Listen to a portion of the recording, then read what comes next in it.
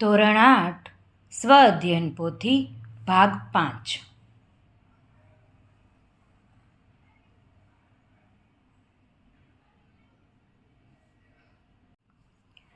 પાઠ 8 બળ અને દબાણ. પ્રશ્ન 1.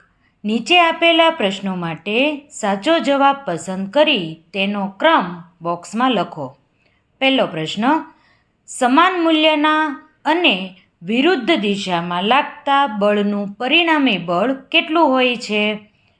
0. તેથી વિકલ્પ આવશે સી. બીજો પ્રશ્ન, ધક્કો અથવા તો ખેંચાણને શું કહે છે? બળ. તો વિકલ્પ આવશે એ. ત્રીજો પ્રશ્ન, બળદ દ્વારા ગાડું ખેંચવાની ક્રિયા કયા બળનું ઉદાહરણ છે? સ્નાયુ બળ. વિકલ્પ આવશે એ. ચોથો પ્રશ્ન, ગબડતા દડાની દિશા બદલવા માટે કયા બળનો ઉપયોગ થાય છે? સ્નાયુ બળ. વિકલ્પ આવશે એ.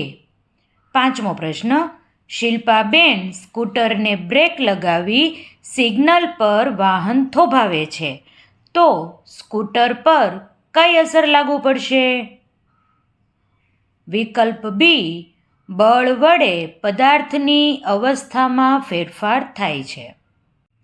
પ્રશ્ન 2, તફાવત આપો સંપર્ક બળ અને બિનસંપર્ક બળ. પહેલો પોઈન્ટ જોઈએ. કોઈ પણ પદાર્થ પર બળ લગાવવા માટે બળ લગાવનાર અને પદાર્થ વચ્ચે સીધો સંપર્ક જરૂરી હોય છે, તેને સંપર્ક બળ કહે છે. તો બિનસંપર્ક બળ એટલે કોઈ પદાર્થ પર બળ લગાવવા માટે સંપર્ક જરૂરી ન હોય તેને બિનસંપર્ક બળ કહે છે. સંપર્ક બળના ઉદાહરણો જોઈએ. પાણીની ડોલ ઉપાડવી, ધક્કો મારવો વગેરે. અને બિનસંપર્ક બળના ઉદાહરણ જોઈએ. ગુરુત્વાકર્ષણ બળ, ચુંબકીય બળ વગેરે. બીજો તફાવત છે સ્થિત વિદ્યુત બળ અને ચુંબકીય બળ. વિદ્યુત ભાર ધરાવતા પદાર્થો વચ્ચે લાગતું બળ સ્થિત વિદ્યુત બળ છે. ચુંબકો અથવા ચુંબકીય પદાર્થો વચ્ચે લાગતું બળ ચુંબકીય બળ છે. સ્થિત વિદ્યુત બળનું ઉદાહરણ જોઈએ. કોરા વાળ સાથે ઘસેલી પ્લાસ્ટિકની ફૂટપટ્ટી તરફ કાગળના ટુકડાનું આકર્ષણ. અને ચુંબકીય બળનું ઉદાહરણ શું લખી શકીએ? લોખંડની ખીલ્લીનું ચુંબક તરફ આકર્ષણ. ત્રીજો તફાવત, ઘર્ષણ બળ અને ગુરુત્વાકર્ષણ બળ. બે પદાર્થોની સપાટી એકબીજાને સ્પર્શે ત્યારે ગતિનો વિરોધ કરતું બળ એટલે ઘર્ષણ બળ. અને ગુરુત્વાકર્ષણ બળ કોને કહેવાય? બે પદાર્થો વચ્ચે દ્રવ્યમાનને કારણે લાગતું આકર્ષણ બળ એટલે ગુરુત્વાકર્ષણ બળ. ઘર્ષણ બળ છે તે સંપર્ક બળ છે અને ગુરુત્વાકર્ષણ બળ છે એ બિનસંપર્ક બળ છે. ઘર્ષણ બળનું ઉદાહરણ લખીએ. જમીન ઉપર ગબડતો દડો ધીમે ધીમે કરતાં અટકી જાય છે. અને ગુરુત્વાકર્ષણ બળનું આપણે ઉદાહરણ લખીએ તો વૃક્ષ પરથી સફરજન જમીન ઉપર પડે છે. પ્રશ્ન 3, માગ્યા મુજબ જવાબ આપો. પહેલો પ્રશ્ન, ચોમાસાની ઋતુમાં અવારનવાર વીજળી પડવાની ઘટના કેમ જોવા મળે છે? ચોમાસાની ઋતુમાં વાદળોમાં પાણીના ટીપાં અને તીવ્ર હવાના પ્રવાહને કારણે સ્થિત વિદ્યુત ભારોનો સંગ્રહ થાય છે. વાદળોમાં ધન અને ઋણ વિદ્યુત ભારો અલગ અલગ થઈ જાય છે. જ્યારે વાદળો અને ધરતી વચ્ચે વિદ્યુત ભારોનો તફાવત વધે છે ત્યારે અચાનક વિદ્યુત વિસર્જન થાય છે, જેને આપણે વીજળી પડી એમ કહીએ છીએ. આમ ચોમાસાની ઋતુમાં અવારનવાર વીજળી પડવાની ઘટના જોવા મળે છે. બીજો પ્રશ્ન, કાપવા તથા કાણા પાડવા માટેના ઓજારની ધાર અથવા તો અણી તીક્ષ્ણ શા માટે હોય છે?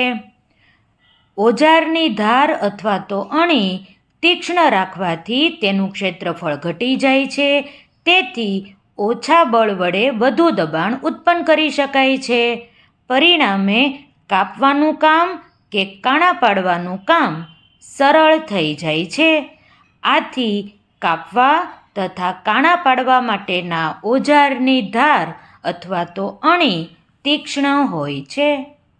ત્રીજો પ્રશ્ન, મેગ્લેવ ટ્રેન પાટાથી સહેજ ઉપર રહી કેવી રીતે ચાલી શકે છે? મેગ્લેવ ટ્રેનમાં ચુંબકીય બળનો ઉપયોગ થાય છે. ટ્રેન અને પાટા બંનેમાં શક્તિશાળી ઇલેક્ટ્રોમેગ્નેટ લગાવવામાં આવ્યા હોય છે.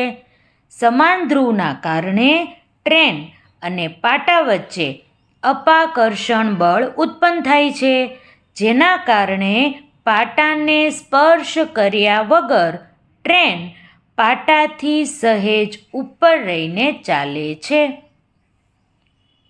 ચોથો પ્રશ્ન, સ્કૂલ બેગના હેન્ડલના પટ્ટા પહોળા કેમ રાખવામાં આવે છે? પટ્ટા પહોળા હોવાથી સપાટીનો વિસ્તાર વધે છે. સપાટીનો વિસ્તાર વધવાથી ખભા પર લાગતું દબાણ ઘટે છે. દબાણ ઓછું લાગવાથી બેગ ઉઠાવતી વખતે દુખાવો થતો નથી. બેગને સરળતાથી ઉપાડી શકાય છે. આથી સ્કૂલ બેગના હેન્ડલના પટ્ટા પહોળા રાખવામાં આવે છે. પાંચમો પ્રશ્ન, એટીએમના દરવાજા પર પુશ અને પુલ કેમ લખવામાં આવે છે? એટીએમના દરવાજા પર પુશ અને પુલ લખવામાં આવે છે કારણ કે દરવાજો ખોલવા માટે યોગ્ય દિશામાં બળ લગાવવું જરૂરી હોય છે. ખોટી દિશામાં બળ લગાડવાથી દરવાજો ખુલતો નથી. પુશ લખેલું હોય ત્યારે ધક્કો મારવો પડે છે અને પુલ લખેલું હોય ત્યારે દરવાજો ખેંચવો પડે છે. પ્રશ્ન 4, વૈજ્ઞાનિક કારણ લખો. પહેલો પ્રશ્ન, ઉનાળાની ઋતુ દરમિયાન ટાયર ફાટી જવાની ઘટના વધુ જોવા મળે છે. ઉનાળામાં તાપમાન વધારે હોય છે. ઉનાળામાં તાપમાનમાં વધારો થવાથી ટાયરમાં ભરેલી હવાનું વિસ્તરણ થાય છે અને અંદરનું દબાણ વધી જાય છે. જ્યારે આ દબાણ ટાયરની કેપેસિટી કરતાં વધી જાય ત્યારે ટાયર ફાટી જાય છે. આમ ઉનાળાની ઋતુ દરમિયાન ટાયર ફાટી જવાની ઘટના વધુ જોવા મળે છે. બીજો પ્રશ્ન, અંતરિક્ષ યાત્રા દરમિયાન અંતરિક્ષ યાત્રી ખાસ પ્રકારના શૂટ પહેરતા હોય છે. અંતરિક્ષમાં હવા નથી અને દબાણ પણ નથી. અંતરિક્ષમાં તાપમાનમાં ભારે ફેરફાર થાય છે. ખાસ પ્રકારનો શૂટ અંતરિક્ષ યાત્રીને ઓક્સિજન, યોગ્ય દબાણ અને યોગ્ય તાપમાન પૂરું પાડે છે અને અંતરિક્ષ યાત્રીને સુરક્ષિત રાખે છે. આથી અંતરિક્ષ યાત્રા દરમિયાન અંતરિક્ષ યાત્રી ખાસ પ્રકારના શૂટ પહેરતા હોય છે. ત્રીજો પ્રશ્ન, ગરોળી દિવાલ પર સહેલાઈથી ચાલી શકે છે. ગરોળીના પગના તળિયે વિશિષ્ટ પ્રકારની રચના હોય છે. આ રચનાના કારણે દિવાલથી સપાટી સાથે ઘર્ષણ બળ અને આકર્ષણ બળમાં વધારો થાય છે. આ બંને પ્રકારના બળના કારણે ગરોળી દિવાલ પર સરક્યા વગર સહેલાઈથી ચાલી શકે છે. પ્રશ્ન 5, જોડકા જોડો. બળ ન્યૂટન, દબાણ પાસ્કલ, બળદગાડું સ્નાયુબળ, સૂર્યમંડળના ગ્રહોની ગતિ તો ગુરુત્વાકર્ષણ બળ. પ્રશ્ન 6, શિયાળામાં કોરાવાળમાં ફેરવેલા કાંસકાને કાગળના નાના ટુકડાઓને નજીક લઈ જતા શું થાય છે? તે દર્શાવતી પ્રવૃત્તિ વર્ણવો અને તેનું કારણ જણાવો. સાધન સામગ્રીમાં લખીએ. પ્લાસ્ટિકનો કાંસકો, કાગળના નાના ટુકડાઓ. પદ્ધતિ: કાગળના ખૂબ નાના ટુકડાઓ કરો અને તેને ટેબલ ઉપર મૂકો. પ્લાસ્ટિકના કાંસકાને કોરા વાળમાં થોડીવાર સુધી ઝડપથી ઘસો. આ કાંસકાને તરત જ કાગળના ટુકડાઓની નજીક લઈ જાઓ. અવલોકન કરો. અવલોકન: જ્યારે કાંસકાને કાગળના ટુકડા નજીક લઈ જવામાં આવે છે ત્યારે કાગળના ટુકડાઓ કાંસકા તરફ આકર્ષાય છે અને ટુકડા કાંસકા સાથે ચોંટી જાય છે. કારણ જ આપવાનું કહ્યું છે. તમને એવું પણ પૂછી શકે, સ્થિત વિદ્યુત બળ ઉદાહરણ આપી સમજાવો અથવા તો સ્થિત વિદ્યુત બળની કોઈ પ્રવૃત્તિનું વર્ણન કરો, તો પણ આ જ પ્રશ્ન લખવાનો રહેશે. 7મો પ્રશ્ન: પ્રવાહી સમાન ઊંડાઈએ સમાન દબાણ લગાડે છે તે પ્રયોગ વર્ણવો. હેતુ શું થશે? પ્રવાહી સમાન ઊંડાઈએ સમાન દબાણ લગાવે છે. સાધન સામગ્રીમાં છિદ્રોવાળી બોટલ અને પાણી. આવી રીતે તમે આકૃતિ દોરી શકો. તમારે આકૃતિ છે પેન્સિલથી દોરવાની છે. ટેબલ ઉપર બોટલ છે, બોટલમાં આપણે 4 કાણા પાડેલા છે અને તેમાંથી પાણી છે બહાર પાત્રમાં પડે છે. આવી આકૃતિ તમારે દોરવાની રહેશે. પદ્ધતિ: પ્લાસ્ટિકની ખાલી બોટલ લો. બોટલના તળિયા પાસે ચારેય દિશામાં એક સરખા માપના 4 છિદ્રો કરો. ધ્યાન રાખો કે આ છિદ્રો તળિયાથી સમાન અંતરે અથવા તો સમાન ઊંચાઈએ હોય. હવે બોટલને પાણીથી ભરો અને અવલોકન કરો. બોટલના છિદ્રોમાંથી પાણીની ધારા બહાર ફેંકાય છે. છિદ્રોમાંથી નીકળતું પાણી બોટલના તળિયેથી સમાન અંતરે પડે છે. આ 2 અવલોકન આપણને મળ્યા. નિર્ણય શું લખી શકીએ આપણે? પાણી બોટલના તળિયેથી સમાન અંતરે પડતું હોવાથી કહી શકાય કે પાણી સમાન ઊંડાઈએ સમાન દબાણ લગાવે છે. પ્રશ્ન 8: આકૃતિ એમાં દર્શાવ્યા મુજબ 2 સમાન કદના અને સમાન હવા ભરેલા પાસ પાસે રાખેલા 2 ફુગ્ગાની વચ્ચે ફૂંક મારતા આકૃતિ બી અને સી પૈકી કઈ પરિસ્થિતિ સર્જાશે? શા માટે? ફુગ્ગાની વચ્ચે ફૂંક મારતા આકૃતિ બી જેવી પરિસ્થિતિ સર્જાશે.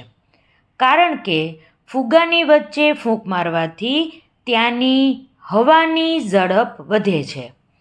ઝડપ વધવાથી ફુગ્ગા વચ્ચેનો હવા ચાપ ઓછો થાય છે અને ફુગ્ગાની બહારની બાજુએ હવા ચાપ વધારે રહે છે.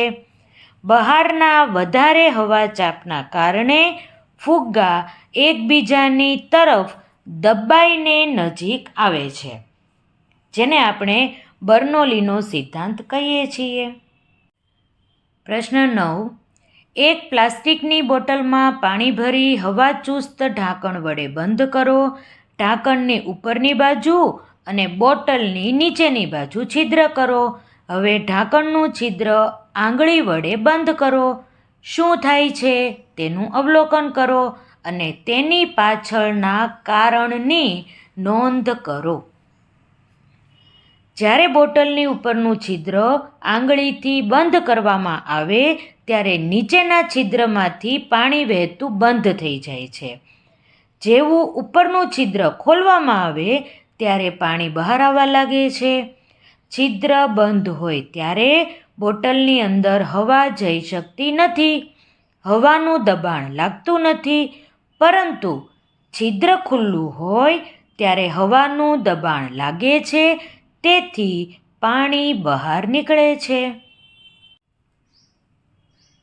પ્રશ્ન 10: આકૃતિમાં દર્શાવ્યા મુજબ ગોઠવણી કરી શું થશે તેનું અવલોકન કરો અને તેની પાછળના કારણોની નોંધ કરો. આકૃતિમાં આપણને દર્શાવેલું છે એક ડીશમાં પાણી ભરેલું છે, મીણબત્તી સળગતી ગોઠવી છે અને તેની ઉપર કોનિકલ ફ્લાસ્ક છે એ ઊંધો મૂકે છે અને પછી શું થાય છે તે આપણે અવલોકન કરી અને લખવાનું છે. અવલોકન: કોનિકલ ફ્લાસ્ક મીણબત્તી ઉપર ઊંધો મૂકતા થોડી વારમાં મીણબત્તી ઓલવાઈ જાય છે અને ફ્લાસ્કની અંદર પાણીની સપાટી ઉપર તરફ આવી જાય છે. કારણ લખીએ: ફ્લાસ્કમાં રહેલો ઓક્સિજન વપરાઈ જવાથી મીણબત્તી ઓલવાઈ જાય છે. ઓક્સિજન વપરાઈ જવાથી ફ્લાસ્કની અંદર હવાનું દબાણ ઘટે છે, જેના કારણે બહારના વાતાવરણનું દબાણ પાણીને ફ્લાસ્કમાં ઉપરની તરફ ધકેલે છે. પ્રશ્ન 11. પ્લાસ્ટિકની બોટલના મોં પાસે ચોક અંદરની બાજુએ રાખી ફૂંક મારતા ચોક અંદરની જગ્યાએ જવાને બદલે બહારની તરફ આવે છે. કારણ સમજાવો. ચોકના ટુકડાને ફૂંક મારતા બોટલમાં હવા ઝડપથી પ્રવેશે છે, જેના કારણે બોટલની અંદરનું દબાણ વધી જાય છે. આ વધેલું દબાણ ચોકના ટુકડાને અંદર ધકેલવાના બદલે બહાર તરફ ધકેલે છે. પ્રશ્ન 12. પ્રવૃત્તિ આપેલી છે તેની સાધન સામગ્રી જોઈએ. 2 ગજિયા ચુંબક, સસલું, ઘાસ, કુલ્ફી અને છોકરીનું ચિત્ર. આકૃતિ આપણને આપેલી છે. હવે પદ્ધતિ જોઈએ. એક ચુંબકના છેડા પર સસલાનું ચિત્ર અને બીજા છેડા પર છોકરીનું ચિત્ર ચોંટાડો. ત્યારબાદ આ ચુંબકને દોરીથી લટકાવો. હવે બીજા ચુંબકના કુલ્ફી અને ઘાસના ચિત્રોને એવી રીતે ચોંટાડો કે જેથી કુલ્ફીવાળો છેડો પ્રથમ ચુંબક નજીક લઈ જઈએ તો છોકરીનું ચિત્ર તેના તરફ આકર્ષાય અને જો ઘાસવાળા છેડાને પ્રથમ ચુંબક નજીક લઈ જઈએ તો સસલું આકર્ષાય. ઉપર જણાવ્યા પ્રમાણે સફળ રીતે પ્રવૃત્તિ કરવા માટે કઈ બાબતો ધ્યાનમાં રાખવી જોઈએ તેની નોંધ કરો. આકર્ષણ અને અપાકર્ષણ પ્રમાણે આપણે ધ્યાન રાખવું પડે, જેથી કરીને છોકરી છે એ કુલ્ફી ખાતી હોય અને સસલું છે એ ઘાસ ખાતું હોય એવી રીતે પ્રવૃત્તિ આપણે સમજાવી શકીએ. નોંધ લખીએ. છોકરી અને કુલ્ફીને અસમાન ધ્રુવો પર મૂકવા જોઈએ, જેથી તે બંને વચ્ચે આકર્ષણ થાય.